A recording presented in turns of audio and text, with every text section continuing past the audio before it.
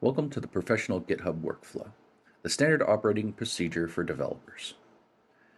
You now know the GitHub fundamentals: init, add, commit, and push.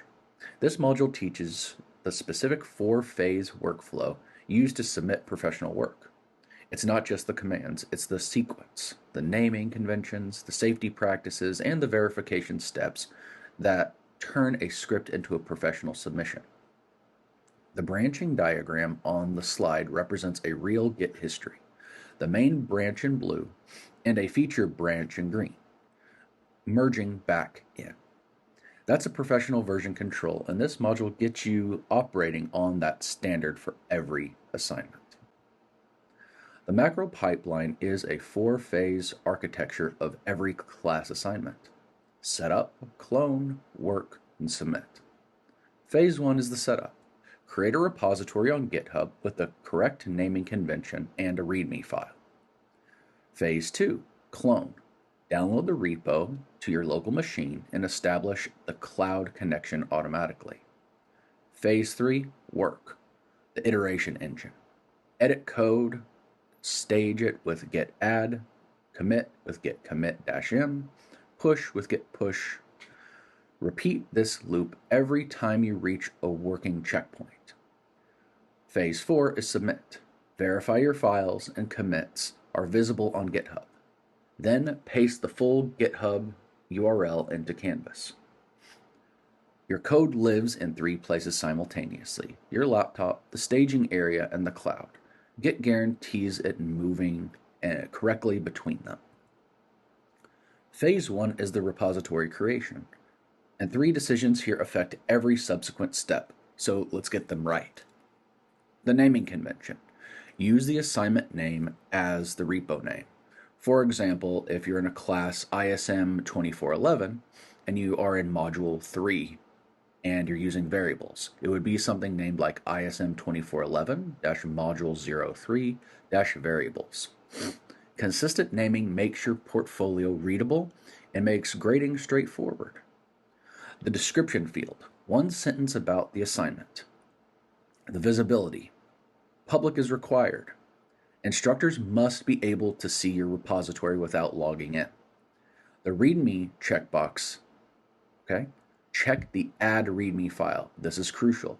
It creates an initial commit so that you can clone immediately without any extra steps. Never skip the README checkbox. A repository with no commits cannot be cloned with a simple git clone, and the README creates the initial state. Phase 2 is the clone bridge. Downloading the remote repository to your local machine and automatically establishing a connection back to GitHub. Why clone instead of git init? Because git clone does three things at once. It downloads the repo, sets up the remote tracking automatically, and names the remote origin for you. No git remote add origin step is going to be needed. You simply copy the HTTPS URL from the green code button on GitHub and run git clone with that URL. After cloning, cd into your new directory. Run git status to confirm that you're inside a tracked repository.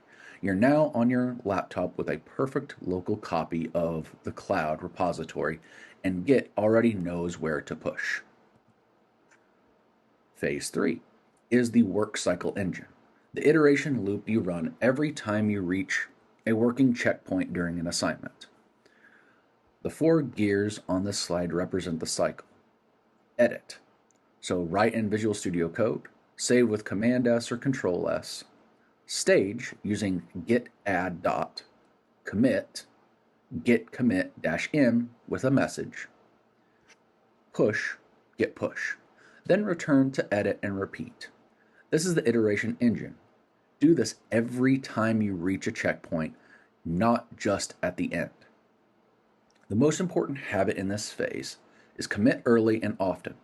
Every working state should be a commit. If you run a script without errors, that's a commit. If you add a new function, that's a commit.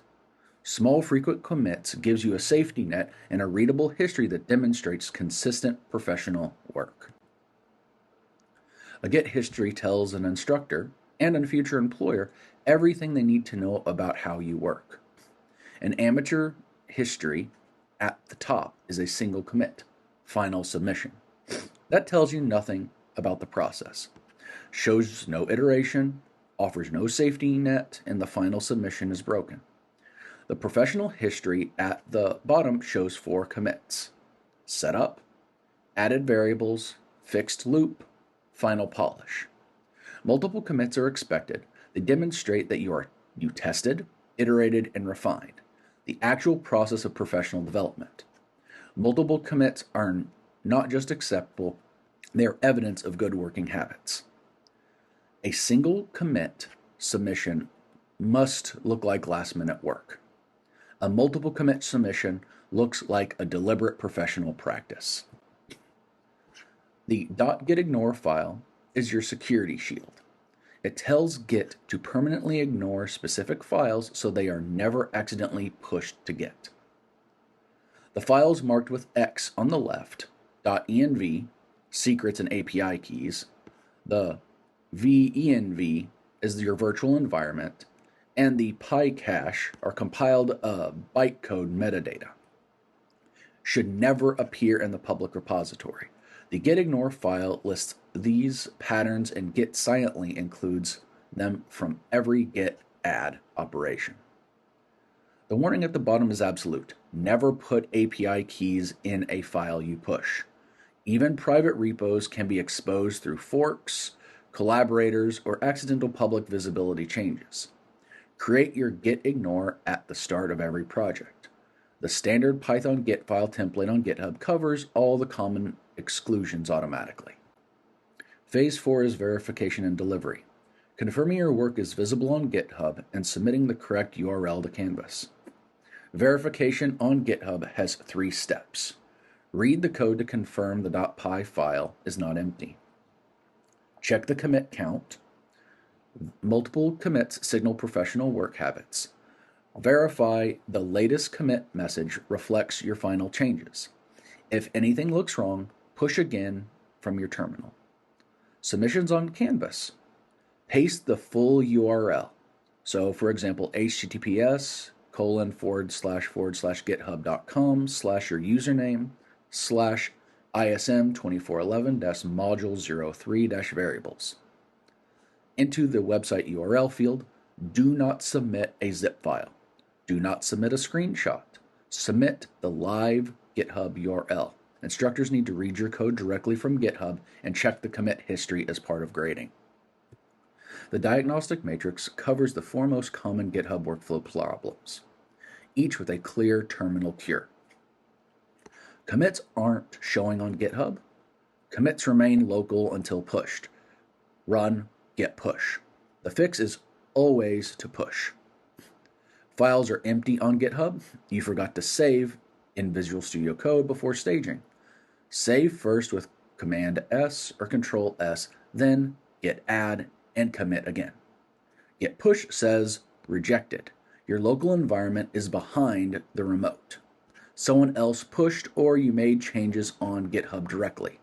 Run git pull to sync first, then push. Not a Git repository error.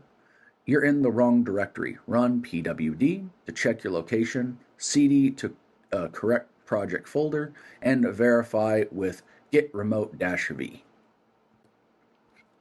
The golden path is the complete standard operating procedure.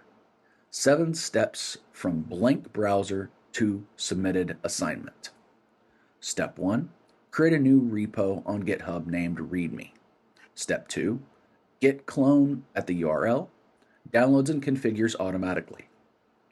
Step 3, add gitignore to block venv and PyCache and .env.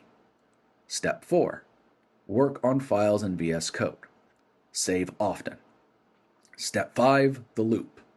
Git add dot, git commit -m with a message, git push. Repeat every checkpoint. Step 6, verify files and commits are visible on github.com. Step 7, submit your full GitHub URL to Canvas. This is the exact workflow for every assignment in this course. Follow it in order every time. Deviation from this sequence, especially skipping verification before submitting, is a source of nearly every missed submission.